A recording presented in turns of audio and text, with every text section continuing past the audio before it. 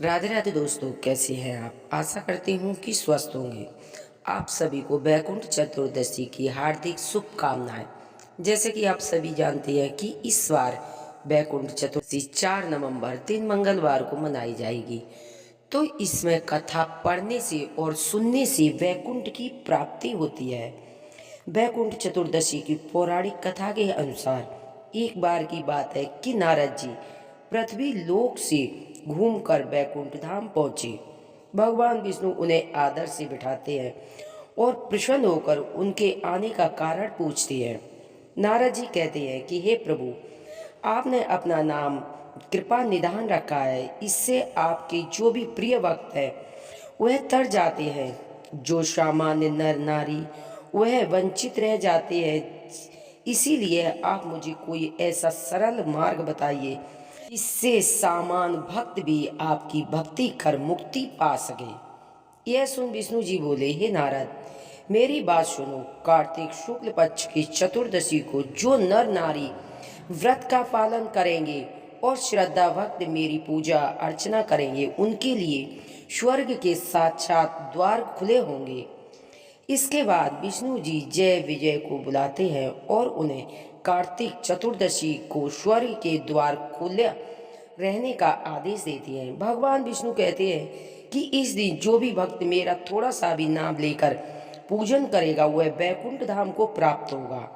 पौराणिक कथा के अनुसार एक बार भगवान विष्णु देवादिदेव महादेव का पूजन करने के लिए काशी आए। वहां मणिकर्णिका घाट पर स्नान करके उन्होंने 1000 स्वर्ण कमल पुष्पों से भगवान विश्वनाथ का पूजन का संकल्प किया। अभिषेक के बाद जब वे पूजन करने लगे तो शिवजी ने उनकी भक्ति की परीक्षा के उपदेश से एक कमल कम कर दिया।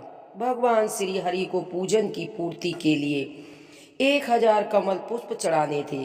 एक पुष्प की कमी देखकर उन्होंने सोचा, मेरी आंखें तो कमल के समान है, मुझे कमल नयन और पुंडीर काच कहा जाता है। यह विचार कर भगवान विष्णु ने अपनी कमल की आंखें चढ़ाने की प्रस्तुत हुए। विष्णु जी की इस अगाध भक्ति से प्रसन्न होकर देवादिदेव महादेव प्रकट होकर बोले, हे विष्णु, तुम्हारे समान संसार में दूसरा कोई भक्त नहीं है।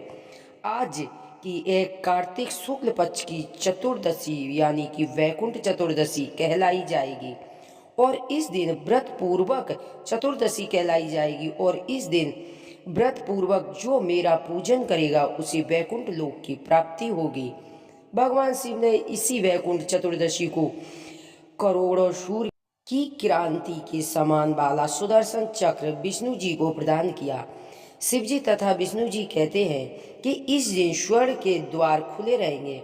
मृत लोक में रहने वाला कोई भी व्यक्ति इस व्रत को करता है वह अपना स्थान वैकुंठ धाम में निश्चय करेगा। गणेश्वर नामक एक राजा ब्राह्मण था जो वह बहुत बुरे काम करता था। उसके ऊपर कई पाप थे।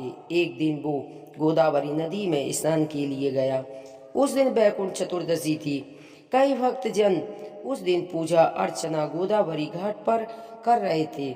उस भीड़ में धनेश्वर भी सभी के साथ था। इस प्रकार उन श्रद्धालुओं को स्पर्श के कारण धनेश्वर को भी पुण्य मिला। जब उसकी मृत्यु हो गई तब उसे यमराज लेने आए और नरक में भेज दिया। तब भगवान विष्णु ने कहा कि यह बहुत पापी है, पर इसने वैकुंठ चतुर्दशी के दिन गोदावरी नदी में स्नान किया है। श्रद्धालुओं को के पुण्य के कारण इसके सभी पाप नष्ट हो गए हैं, इसीलिए इसे वैकुंठ धाम मिलेगा। अंत में धनेश्वर वैकुंठ धाम गया।